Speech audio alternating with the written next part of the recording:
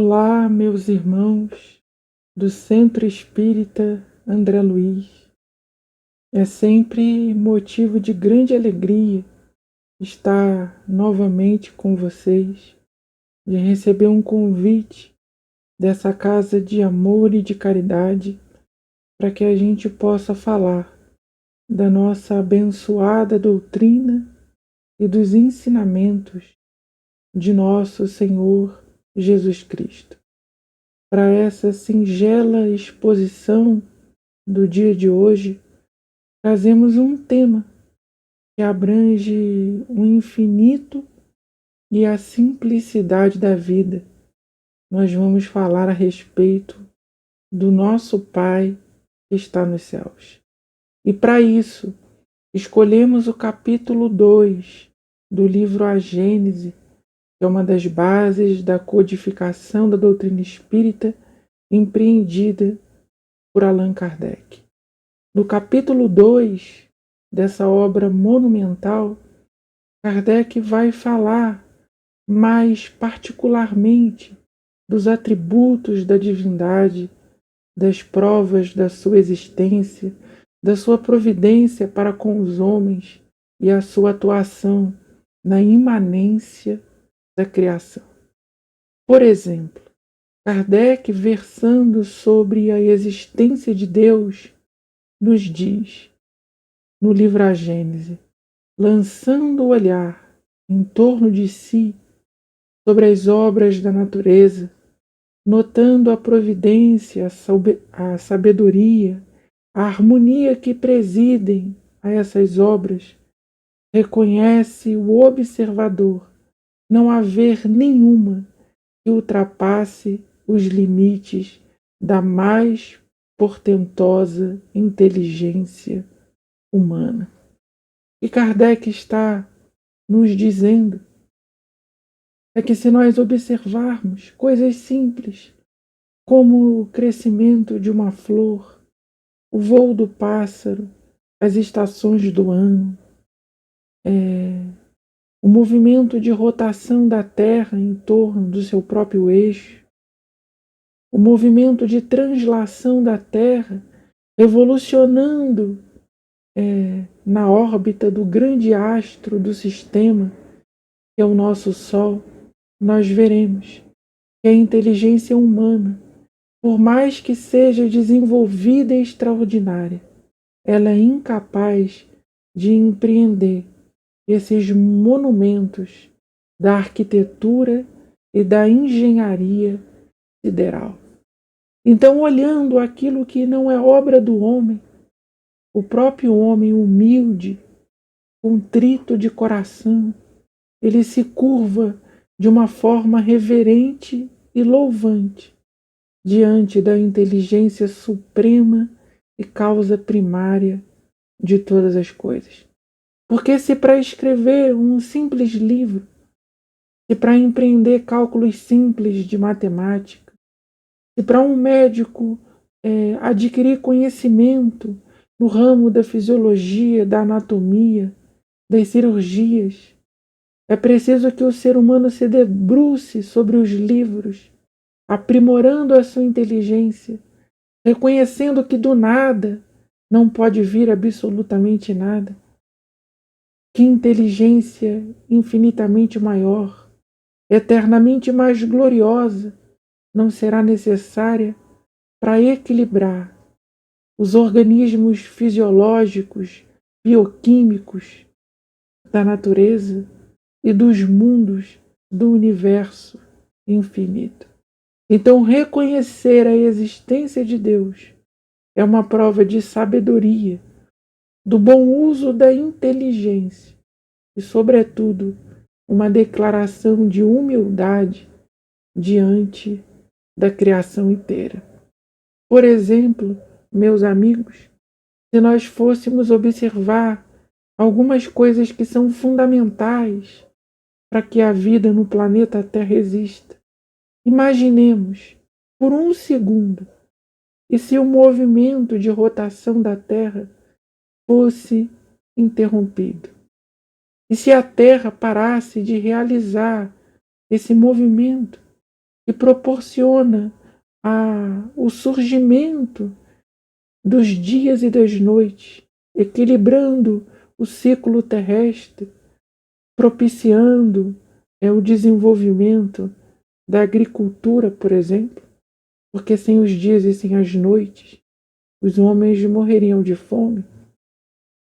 No caso extremo, em que a Terra tivesse o seu movimento de rotação interrompido, a atmosfera continuaria em movimento e isso produziria ventos de enormes velocidades, maiores do que quaisquer vendavais já registrados no planeta Terra.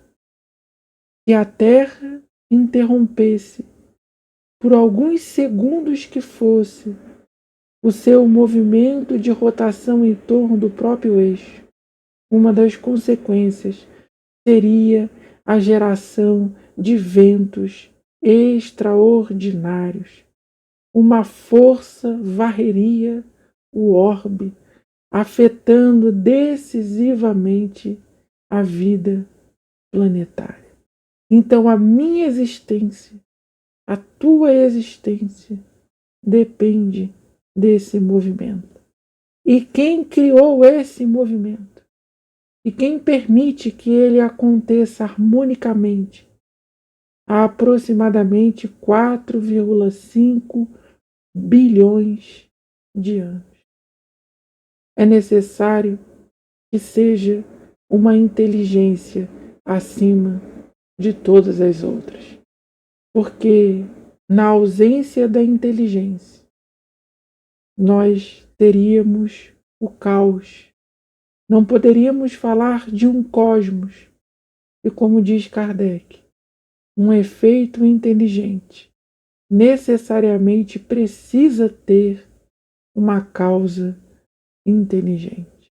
Então, aqui, da nossa posição humilde e simples diante da vida, nós declaramos do fundo do coração com os espíritos superiores: Deus existe e opera e propicia a existência dos seres nos universos conhecidos e desconhecidos e em todos os mundos habitados no cosmo sideral.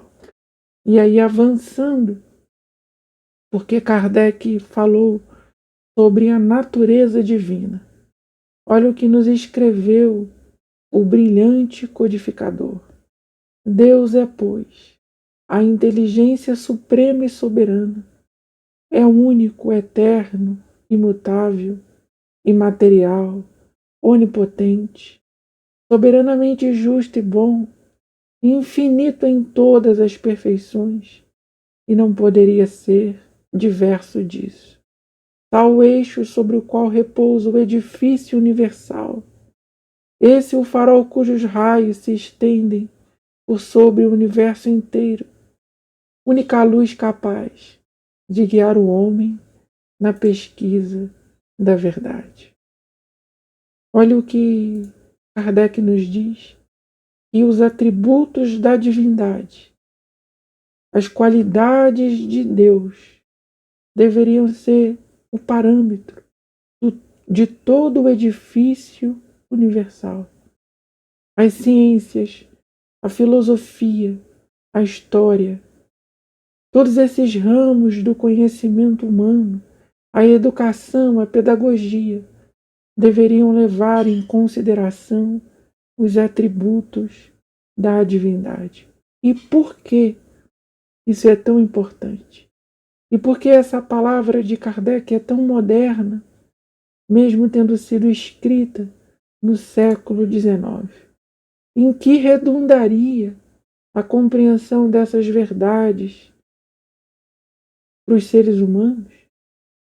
Meus amigos, surgiria uma ciência mais humilde e intuitiva, aberta ao livro da vida, que é a natureza.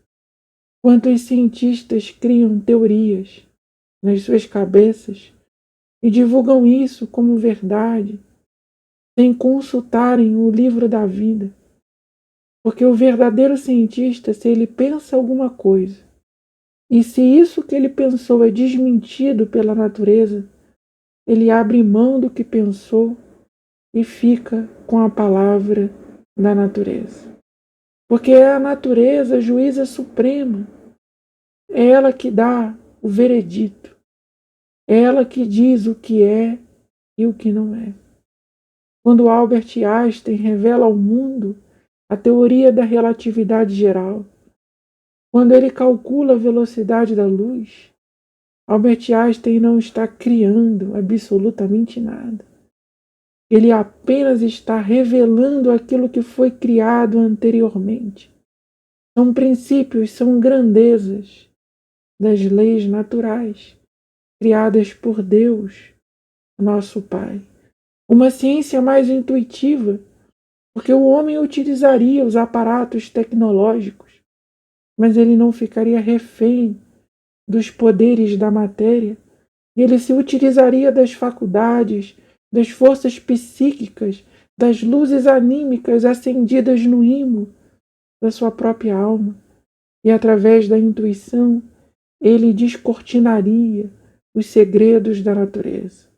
Na medicina seria muito mais fácil o diagnóstico, porque através do olhar, da expansão da própria aura, o médico conseguiria devassar as células humanas, reconhecer por trás da doença a causa profunda que reside no espírito imortal através do desequilíbrio das emoções, desequilíbrios esses que vêm por meio do ódio, da cólera, da ira, da ansiedade, da descrença, da desesperança.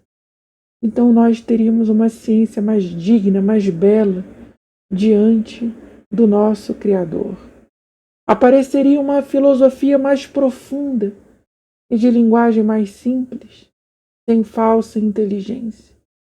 Às vezes nós fazemos cursos na faculdade e ficamos abismados com a linguagem prolixa de certos teóricos, de certos filósofos que vendem essa linguagem como inteligência, quando na verdade a inteligência é a auréola da simplicidade. Então nós teríamos uma linguagem filosófica mais próxima do Evangelho, com símbolos ricos se remetendo às leis naturais e ambicionando melhorar o coração do homem. E a inteligência seria tirada dos pedestais, porque a verdadeira força, a verdadeira sabedoria está na alma daquele que serve aos seus semelhantes. Então, meus amigos, nós veríamos uma revolução nos padrões de inteligência da Terra. A escrita seria revolucionada. As palestras em todos os ambientes religiosos, as academias, porque nós teríamos como base os atributos da divindade. Deus é soberanamente bom e justo. Deus é simples. Deus é humilde. Deus está no coração do contrito. Deus está no coração do manso, do brando. As complicações, a prolixidade, o uso do verbo complexo é fruto da vaidade humana. É por isso que o Evangelho é a Boa Nova, porque ele tem como pretensão revolucionar os nossos padrões de cultura, de beleza, de ciência, de filosofia e de religião. Porque compreendendo os atributos de Deus, o Evangelho voltaria a ser interpretado com seus aspectos de beleza e de harmonia. O Espiritismo é o cristianismo redivivo, é o Evangelho primevo, revivendo os sabores, as luzes, os aromas das pregações desataviadas do Mestre, às margens do mar da Galileia, porque a doutrina de Jesus, o ensino cristão foi deturpado pelos seres humanos. Os templos estão lotados de gente, mas vazios do sentimento que consola, que devolve a esperança, que faz o desesperado voltar a acreditar na vida, que faz o soberbo ter um ideal mais nobre de caridade, ideais que samaritanizam o homem.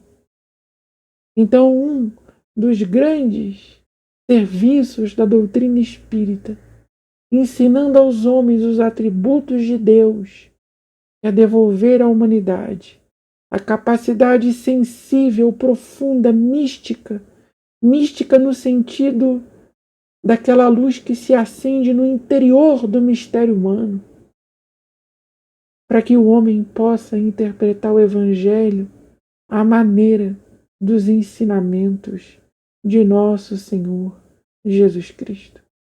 Uma das coisas que nós veríamos é uma interpretação mais bela do Apocalipse de João. As religiões milenárias seculares têm espalhado o pânico sobre a terra, anunciando o final dos tempos, eventos catastróficos, perseguindo os diferentes. Mas o Apocalipse de João traz símbolos profundos que só podem ser descortinados pela espiritualidade, que é a luz interior, que é a lâmpada acesa nas instâncias da alma, a teologia, a hermenêutica. Os intérpretes dos templos e das academias são incapazes de compreender a mensagem do Evangelho de João. Apenas o homem da fé, apenas aquele que ama, apenas aquele que declama dentro de si o verbo da caridade, apenas aquele que se desveste das suas pretensões ardilosas, apenas aqueles que não se sentem representantes de Deus, mas servidores da humanidade, apenas aqueles que se veem como sementes do reino, são capazes de interpretar versículos que sejam do Evangelho de João. É melhor o homem não se atrever a fazer aquilo que não sabe, do que semear no espírito das massas o pensamento errôneo, a interpretação transviada das mensagens de nosso Senhor. Como diz o Espírito de Emmanuel, se o Evangelho é a boa nova, ele tem que ser um canto de alegria e de esperança para a humanidade. Porque Deus é providência, meus amigos. Olha o que escreve Kardec também nesse capítulo 2 do livro A Gênese.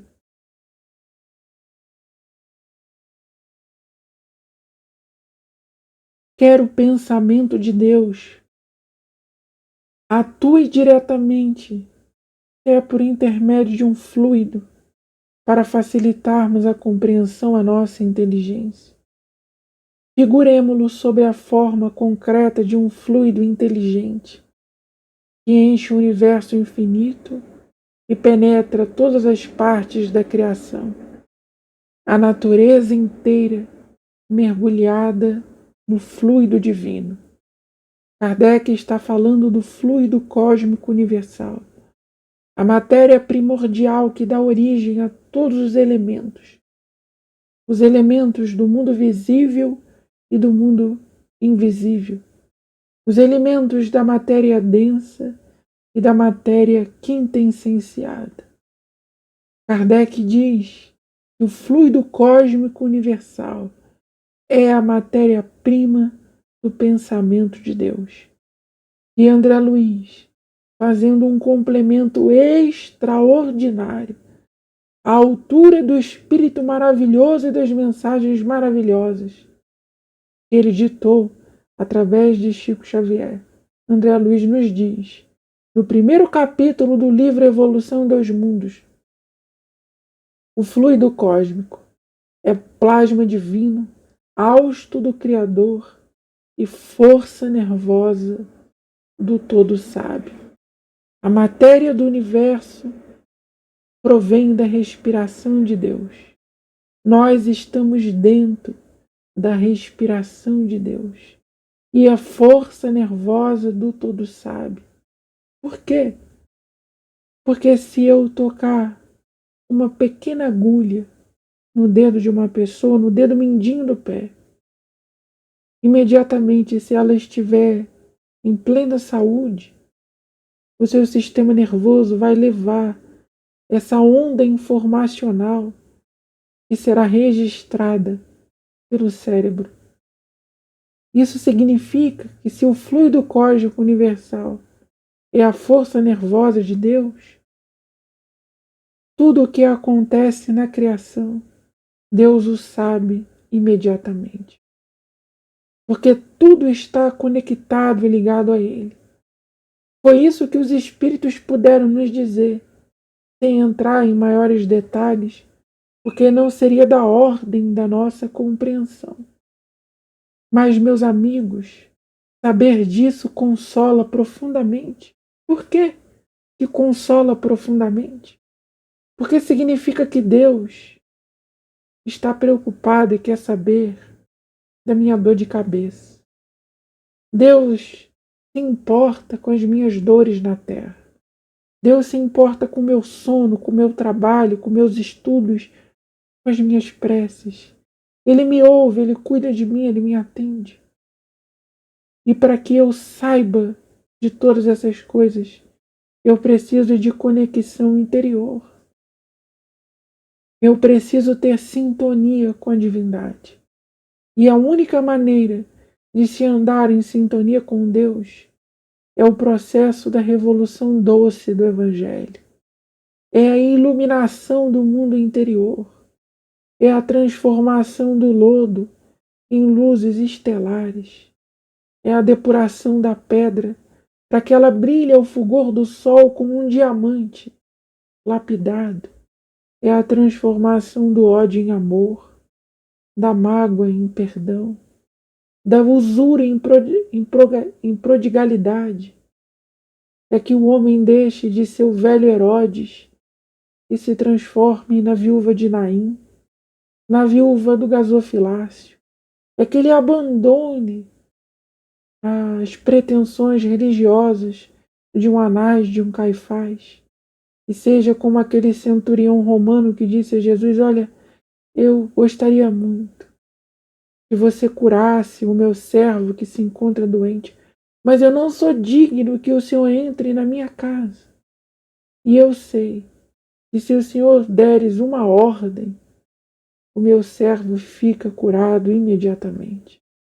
E Jesus disse, exclamando a esse centurião romano, que vinha de uma cultura pagã: em verdade, nem em toda Israel eu vi uma fé como a desse homem.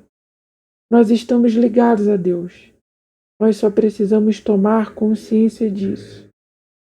E a única maneira de se tomar consciência e viver em regime de comunhão com Deus é através da depuração dos nossos próprios pensamentos.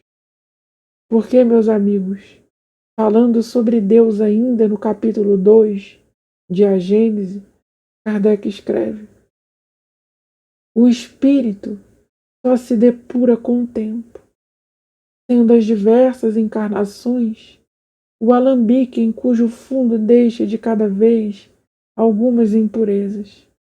Com o abandonar do seu invólucro corpóreo, os espíritos não se despojam instantaneamente de suas imperfeições, razão porque depois da morte não vem a Deus mais do que o viam quando vivos, mas em medida que se depuram, tem dele uma intuição mais clara. Qual é a diferença entre a compreensão de um santo e a nossa compreensão acerca de Deus? É o aproveitamento evolutivo. É aquilo que a vida me deu e aquilo que eu devolvi à vida. Como escreve André Luiz, bem no início do livro Mecanismos da Mediunidade. Não basta receber a água do céu, a luz do sol, a fertilidade do solo. É preciso que o agricultor tenha as mãos operosas para plantar. E da mesma maneira acontece com o solo da alma. Nós recebemos de Deus a bênção do corpo, a bênção do tempo, a bênção da família, dos amigos, da saúde. Mas nós precisamos aproveitar. Porque saber de Deus é evolução. Saber de Deus é desmaterializar-se, é espiritualizar a matéria para que a partir de nós ela seja mais etérea, é depurar o raio do desejo, é ter um ideal para viver, é ter uma vontade de levantar todos os dias e dizer: eu vou fazer alguma coisa boa no meu trabalho, eu vou ampliar as minhas potências criativas. O mundo tem as artes, e nas artes, a música, a pintura, a poesia, a literatura, o teatro. O mundo tem as ciências, a matemática, a física, a química. O mundo tem as dimensões do cuidado, através da culinária, da enfermagem, da medicina. Então, se o homem alarga as suas capacidades criativas, ele multiplica seus talentos, ele descobre o que veio fazer na Terra. Ele honra o corpo que recebeu e vai depurando o seu espírito, e no que ele depura o espírito, ele se aproxima do seu Criador. E ele descobre que Deus nunca esteve longe, Deus o tempo todo falou dentro dele. E à maneira de um Tomé que passou a crer, ele se prostra diante do Cristo Jesus e diz: meu Deus e meu Senhor, reconhecendo em Jesus o mensageiro celeste, reconhecendo em Jesus a imagem perfeita do ser de Deus, o sumo sacerdote das alturas, o príncipe da paz, e a vida vai ganhando um outro colorido. A compreensão de Deus vence os psicotrópicos. A compreensão de Deus vence os tarjas pretas que tornam dependente o espírito e o organismo humano. A compreensão de Deus ergue uma educação mais digna, em que todos saibam ler, escrever, contar, interpretar, em que o homem atinja uma fase de madureza intelectual pelas escadas, pelo elevador da humildade e da verdadeira inteligência. Então, meus amigos, o Espiritismo, falando de Nosso Senhor, ele tem por missão esvaziar os hospitais. O Espiritismo tem por missão esvaziar os cárceres. O Espiritismo tem por missão zerar para sempre as estatísticas do suicídio e do homicídio. Chegou o tempo, meus amigos, em que nós não podemos mais matar uns aos outros. Apertar o gatilho contra o outro é uma abominação. É uma transgressão da lei fundamental da vida, das bases da existência. Nós não podemos mais nos comportarmos como Caíns desvairados. Então o Espiritismo veio para inutilizar as armas de fogo, para que no mundo futuro não exista mais indústria armamentista, que nenhum ser humano atente contra o seu irmão. O Espiritismo veio para zerar os índices de aborto, para que nós vivamos a favor da vida, sempre a favor da vida, devolvendo ao homem o seu patrimônio de liberdade e de responsabilidade diante da vida, que lhe arque com as consequências dos seus atos, porque ele é um ser maduro diante das estrelas, porque ele é um ser maduro diante da ordem que organiza o cosmos e não permite o caos. Então essa é uma das missões, das grandiosas missões da doutrina espírita. Se espalhem pelo orbe poetas do espírito, literatos do espírito, cientistas do espírito, e que nós possamos adorar um único Deus, e Mamon seja colocado no seu devido lugar, que Mamon esteja na minha conta bancária, Que Mamon esteja no meu bolso. Que Mamon esteja nas coisas, mas que Mamon não esteja no meu coração. Porque eu tenho apenas um único Deus e um único Senhor, que foi aquele apresentado por Jesus Cristo, e é o nosso Pai que está nos céus. Então eu desejo que essa palavra penetre no coração de toda a gente, dos brasileiros, dos estrangeiros, que ouvirem a palavra do Evangelho. Que isso possa iluminar as nossas vidas e nos faça, diante da criação, seres humanos melhores. Muito obrigado, meus amigos. Um beijo no coração de todos vocês e até a próxima oportunidade. Que Jesus, o Cristo, nos abençoe.